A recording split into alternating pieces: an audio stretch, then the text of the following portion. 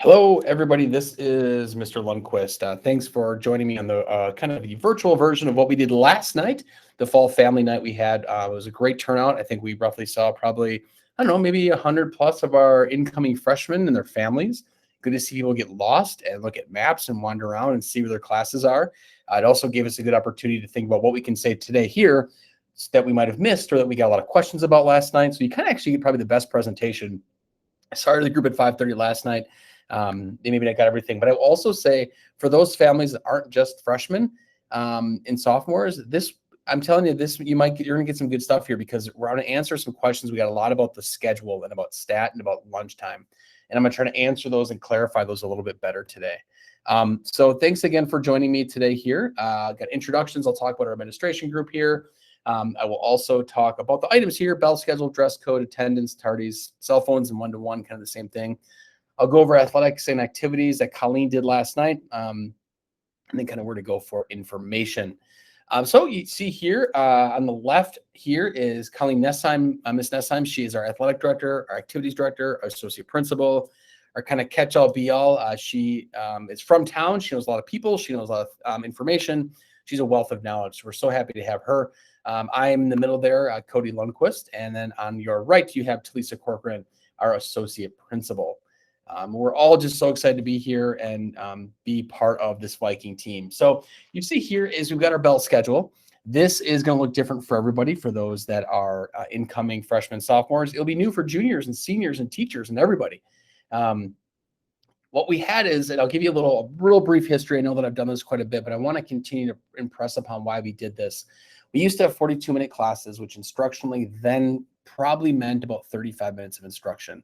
That is not much time to actually do true good instructional practices. There ends up having to be probably more sit and get than we want to do because to break things up and it's hard to do. If you're doing labs, if you're doing welding, if you're doing an art project, if you're out in the greenhouse, if you are electronics, woods, anything that you're building, making projects-based science labs, really hard to do in that amount of time and really get into it and have a groove. And so we wanted longer class periods. We also know all those classes I just talked about are a premium. We have such amazing elective programs.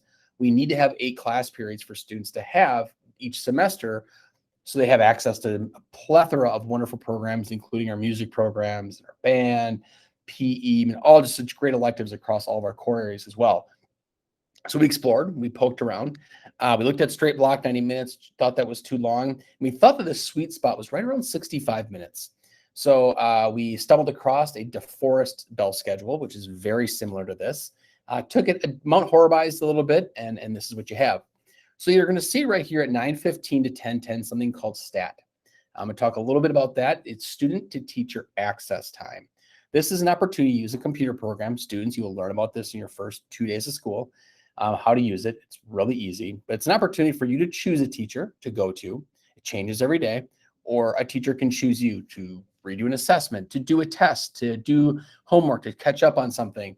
All these different times to kind of reconnect with different teachers and get what you need. And so it's going to change every day. You might go to the same person 2 days in a row, but you're going to get an email in the morning of where you're going for STAT for 9:15. So every morning you're going to need to check your phone or your email somehow, your Google, your work, your school email, not your work, your Google email for school, and check where you're going for STAT or student to teacher access time.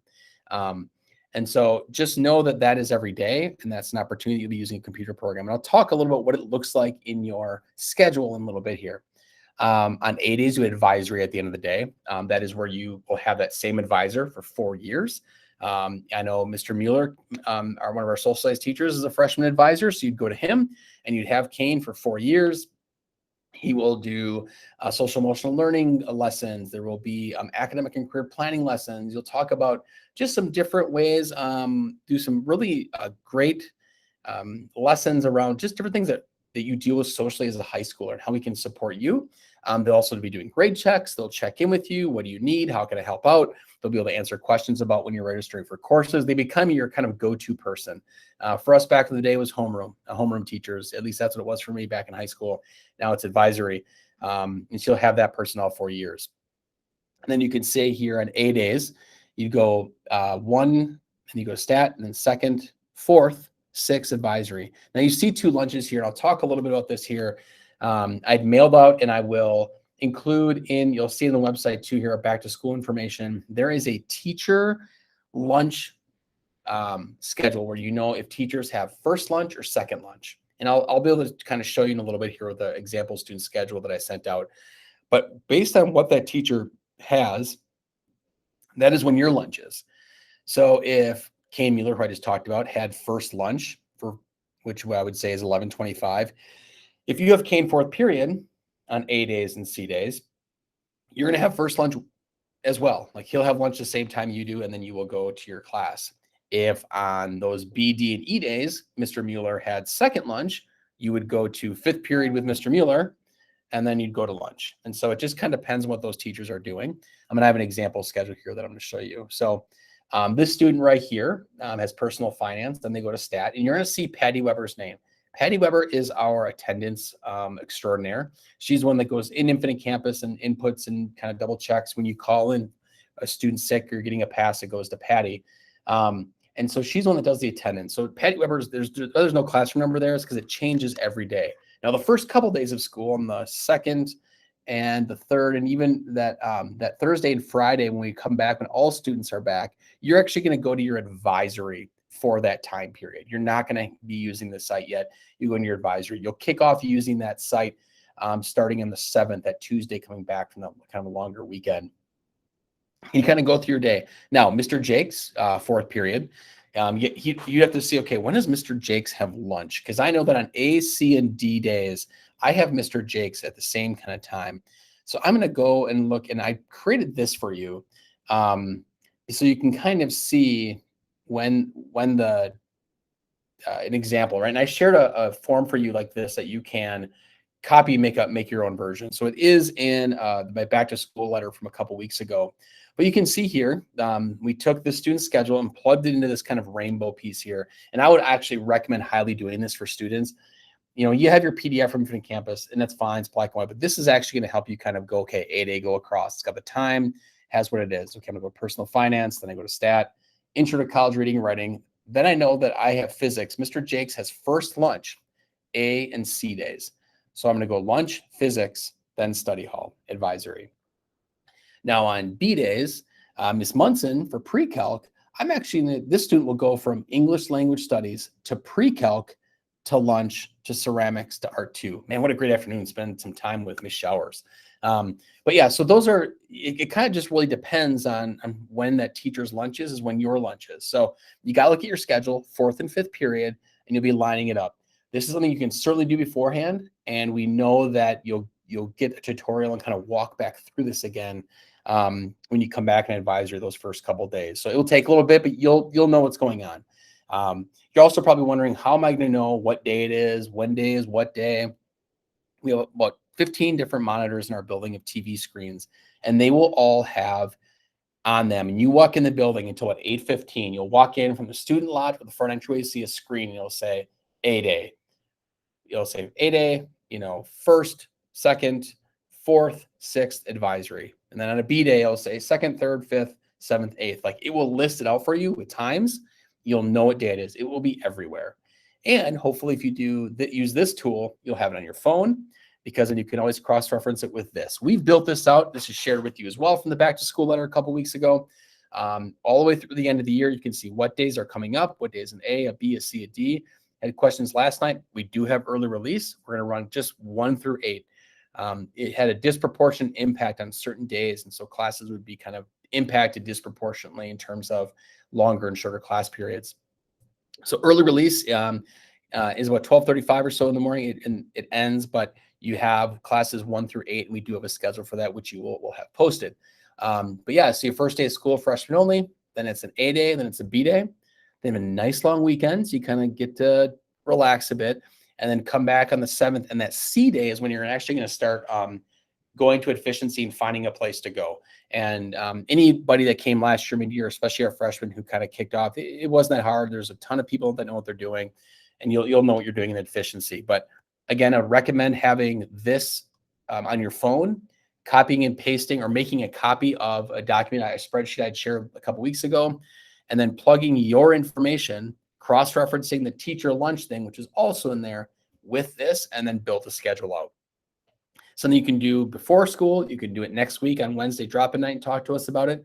You can also do it in your advisory, but I would recommend having a tool like this available on your phone to make it a little easier to read than what Infinite Campus produces in a PDF. So this is a rotational schedule. It's be a change for everybody, for teachers, for kids, but it's rooted in some good instructional practices. It's rooted in, honestly, some mental health. You have 8 class periods a day where there's 10 transitions with lunches and advisory and all these things. Like, that is exhausting. It's also lost instructional time. You have 10 transitions of 5 minutes. That's an hour a day, including lunch, an hour and a half a day where students are not getting instruction, not learning, not with their peers, not collaborating. And so we wanted to find a way to kind of minimize and actually get some instructional minutes back, which we were able to do. So it produces a lot of different great opportunities for us to really do some things differently. But I will tell you, organizing will be key, right? Because you might have personal finance on your A day, but you won't have it again until C day. So that first period you have essentially every other day. And you're gonna have to kind of manage, okay, personal finance is an A day. Okay, it's Thursday, I have personal finance. The next time I have this is next Tuesday. So if I have schoolwork, I got to scope that out. So that will be the piece, and the challenge for students is to really start to organize what that looks like and when classes have things due, using a Google Calendar to do homework assignments and have those scheduled in there, using Google Classroom to schedule, really being mindful with the tools you have, since we're one-to-one, which I'll talk about. Let's get a dress code a little bit. Dress code freshmen, know that you can wear hats and hoods here. You just missed it. Middle school, you can also wear hats and hoods this coming school year. So you just missed the change over there. But here, hats and hoods are probably the biggest change. The obvious, you cannot depict or advertise, advocate alcohol, tobacco, marijuana, controlled substances. Can't depict pornography, nudity, sexual acts. Also, they can't have profanity, innuendo, hate speech, targeting individuals or groups. We don't want to see anything that's a symbol of a group that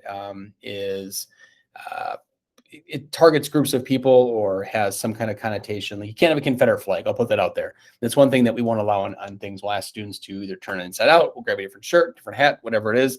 While you have, we talk about freedom of speech, and these are things outside of the building, but freedom of speech does have its own consequences. And here in the building, we have, it can cause a distraction. And so under these things, we have that, we have the ability to say, look, you can't wear that. And we'll help out. We won't make a big deal about it. We'll try to be pretty discreet, but if it becomes a continued pattern, we'll have to reach out and have some conversations.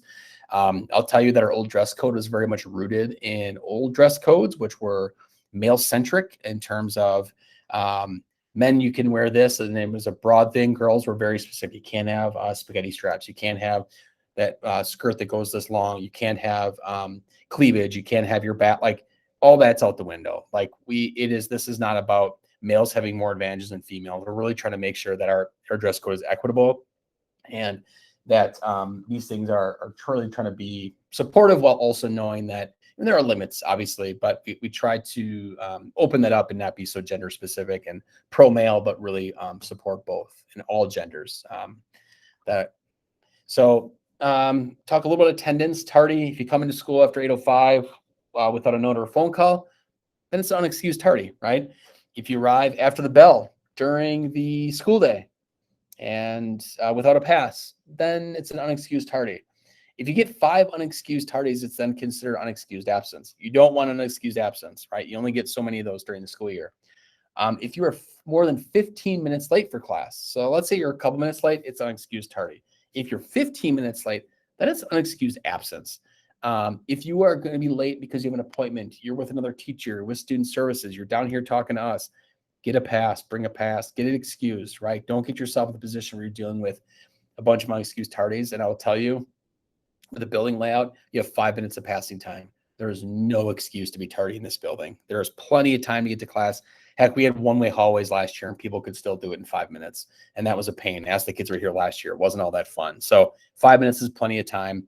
There's only one locker stop this year because of COVID protocols and trying to mitigate the kind of congregate in the halls, and that's around lunch. And so there really should be no reason why you can't get to class within 5 minutes. You'll have your parents call you in if you're sick or absent. You have an appointment. I will talk about who to call there. It's Patty Weber, but we have that information coming up. Please bring a doctor's note if you're going to be absent. It's very helpful. It excuses you. That's probably the one thing that can excuse you where it doesn't go towards truancy, and this is a state law.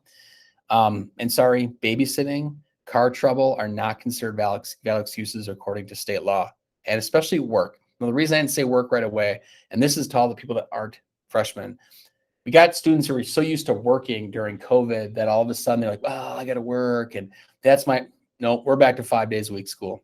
School is our priority. That's what we're doing. We're doing school. So work does not supersede school. And if we have to have conversations about that, we will. But work does not supersede what we're doing here, according to us, because this is where you need to be. But also state law says that too. Um, if you have 10 unexcused absences, you can be referred to the Mount Horeb Police Department. I will tell you, if you get 10 unexcused absences, you'll have a conversation with Miss Corcoran or myself or Miss Nessheim, somebody, and we'll try to come up with a plan to see what's going on. But if we can't find a solution and you're not willing to kind of help out and change some habits and change some behaviors, yeah, you might get a ticket from the Mount Horeb Police Department and face truancy. If there's something going on at home or something that's happening and that is causing this, let us help. Let's find a way to make sure that you feel supported. But let's not get to those 10 days because that'll also impact athletics and activities too, which we'll talk about. Cell phones, I'm actually going to call it device use policy. Freshmen, yep, you can have your cell phones in the halls, have them out, whatever. But when you get in the classroom, you're actually going to see a stoplight, and the teachers are going to have a policy. And this is actually a district policy, or we're taking our district policy, and we're kind of putting it in the high school. But we have a device use policy, right? We have red, yellow, green.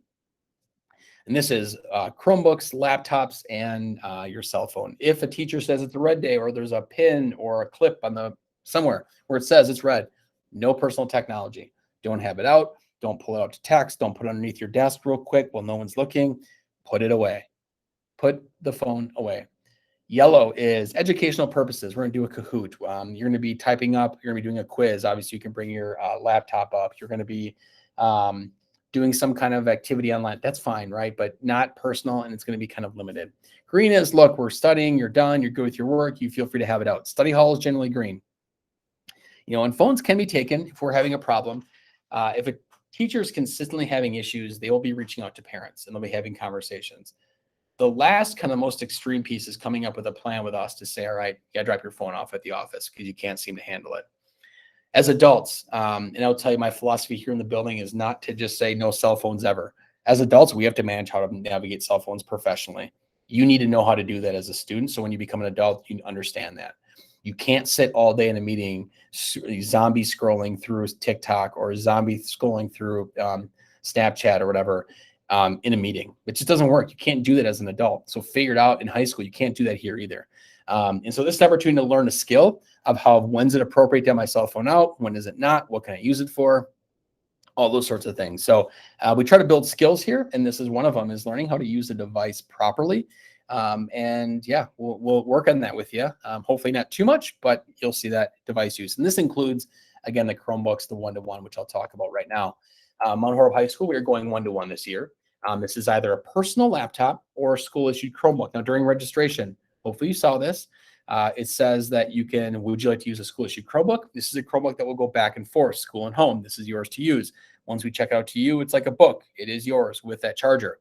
You can also bring your own laptop.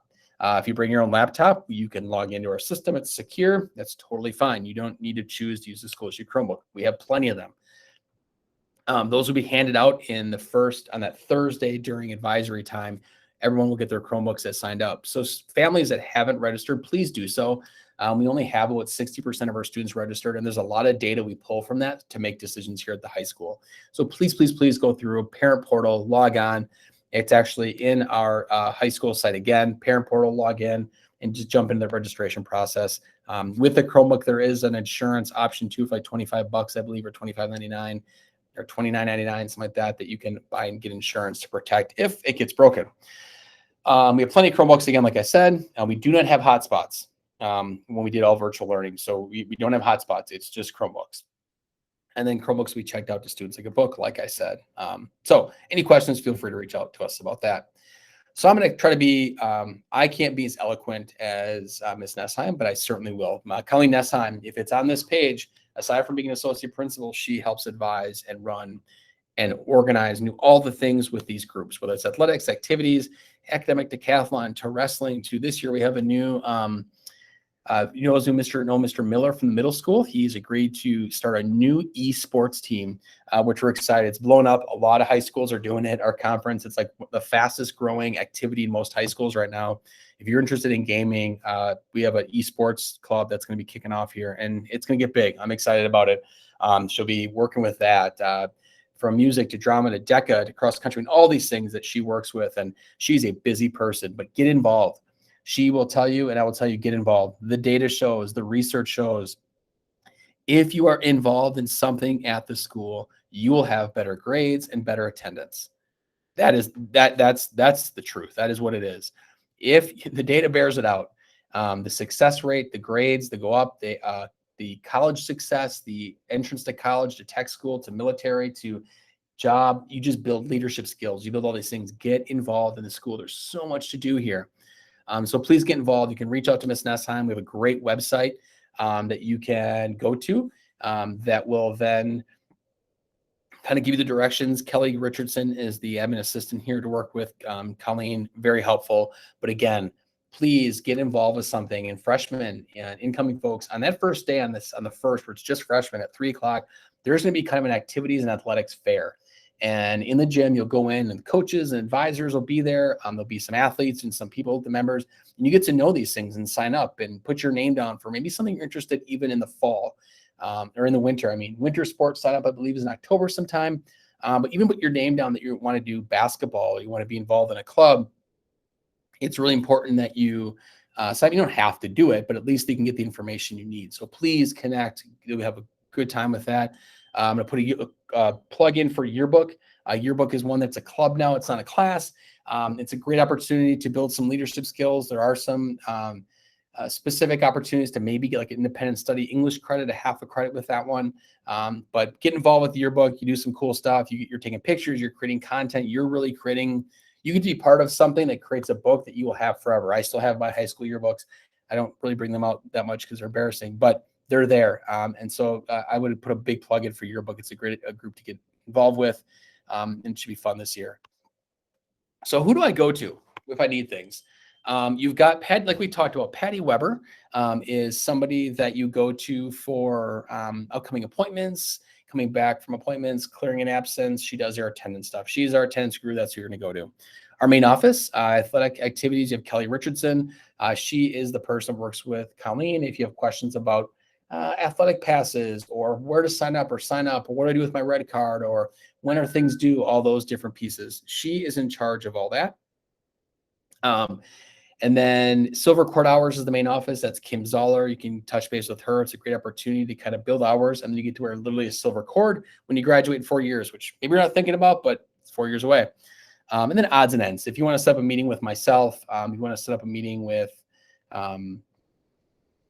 Miss Nessheim, with Miss Corcoran, and have a conversation, just call the main office, or you can just call me directly too. It's totally fine. Student services, student scheduling. If you want to make a schedule change, you would maybe give a call. I would actually recommend going to the student services webpage on our website and clicking on the counselor's link to set up a virtual meeting to do that. So I'd recommend that. That's the best way to do it. You can call, but they're going to say, hey, go to this site, click a Google schedule appointment calendar, and find some time to meet with them virtually. Mental health supports. We have an amazing social worker, an amazing school psych. We have two great, amazing counselors. Like, we have a fantastic student services team that is there to help support you during a time of need, whether something happened with family, something's going on at home. They are there to help and support. And please use that resource. In the back of your ID, you're going to have a hotline for help. We want to be there. We need to be there to help support mental health, support students through tough times. We will do everything we can to support you. This place is not just about academics. This is also about a social, emotional, safe space. And please, our student services team is top notch. We have an amazing student services team that I can't speak highly enough about. They're fantastic. They also work on academic and career planning when you're doing scheduling courses, or what I need to take. If I'm looking at my 4-year plan, what do I need? They work on transcripts, academic records. So really anything dealing with schedules, mental health, it's really student-related pieces only. Student services, and Peggy Kelscher is the student services admin assistant there that she can help out with. So Now, this is when people got time to wander the building, but this is also when I talk a little bit about COVID protocols. So we are masking, and this is a Dane County Public Health recent mandate as of just a couple days ago, started yesterday actually. But I will tell you, I'm not going to get into the politics of it, whether you agree or disagree with it. This is what we have to follow. This is what we're doing. Last year, we didn't have to quarantine full classes. We didn't have to quarantine a bunch of people because of exposure. And partly, I will say it's because we masked, and students did an amazing job of following the expectations, as did staff. As the year went on, we also had a high vaccination rate with staff, and then it started to be with kids. And so I think that we did a great job last year, and this will just be continue. In order to get out of this quicker, we got to just do this, and we'll get through it. We certainly, as Dr. Salerno had sent out a kind of a questionnaire survey about a vaccination status, and people, you can choose to share that if you like or not, and that is your choice.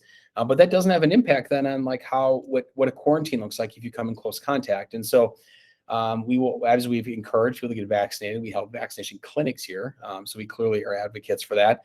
It has a huge impact on how much we don't have virtual learning. We're not logging in. There's no camera in the back of the classroom. So if you're a close contact and the student's not vaccinated, they will possibly be out for 10 to 14 days. That's a lot of, that's tough to kind of keep up. Google Classroom will be there, but they won't be able to stream in live. But if they're vaccinated and they're sitting there and they had that close contact with that mask on, they can go back and they just got to keep an eye on symptoms at this point. And so like that makes a big difference. And for us to get through this, to keep kids in school 5 days a week as much as we possibly can, and to not have these mass quarantines like we're seeing in Mississippi or these other places where so many kids are out. We need high vaccination rates, people wearing masks appropriately, not chin diapers. So a lot of people walked around here in May, we're starting to slip down the old chin and the nose is poking. No, air comes through the nose, pin it up there. And we'll be calling people out for it, but we need everybody's help and support here. To have a successful year and to keep kids in this building, to keep this place safe, we need people to follow those expectations and help us out and do their part. But also in our building, we'll have hand sanitizer everywhere. There's going to be cleaning protocols like we had before. Cafeteria, we are going to have juniors and seniors can leave for lunch. They're also going to be put in the atrium if they do stay. Freshmen and sophomores, we've spread tables out. We have 2 lunches. Maybe there'll be 200 kids in a cafeteria at a time or so. And that place holds like 370. So plenty of space to spread out. We're asking every classroom will have a seating chart to make sure that if we have to do any kind of contact tracing, it's a smaller group, and we know where people are sitting. In the cafeteria, students can sit where they want, but we feel they're very much like adults. They find that one spot. We'll actually encourage students, once you pick that spot with your friends, like every day, kind of come back and generally try to sit with the same people. It makes it easier for us there. Yeah, we feel like we've got things in place. We've got protocols in place to keep this building safe and to keep students safe. Now we just need students and families to do their part too. We get the question of, hey, what are you going to do to keep my students safe? And as Dr. Salerno said, and it's a great question back, what do you do going to help us keep the students safe too? So it's a partnership with the community. And we appreciate that partnership because we want kids here and want kids learning. That is what we know it works best for mental health and for academics. And we know we can do it. We're so excited for the school year. We have such great things happening. Heck, homecoming is a month. Or what are we going to do for the dance? I don't know. Might have it outside like we did prom. We're not sure yet. But we're going to have fun things happening here in this building. There's a ton of great stuff going on. And we are so excited to be having kids here 5 days a week, learning, engaging, laughing, just being here, the energy. We're excited. So know that I'm so proud to be the principal here and help lead this charge. And to sit next to Colleen and Talisa and stand shoulder to shoulder with this amazing group of teachers. I couldn't be more proud to be here because you're in a special place with an amazing staff, fantastic teachers and support systems. And we are here for you. So please reach out. Let us know what you need. And next Wednesday is drop-in night. That is for school pictures that will then go at your for ID, which you'll get in a couple weeks. Locks. Go to your locker. There is some students picking up parking passes. Freshmen, that's not you. So some of those ins and outs, and you can walk the building again. The times we sent out were recommended. Things get a little crazy, so we appreciate trying to stick to those. We know things change. But yeah, thank you so much for spending some time here. I know this is a little bit long, but hopefully you're able to kind of chip through it a little bit. Have a great rest of the week. We look forward to seeing everybody next week during drop-in night, as well as then on the 1st. Thanks.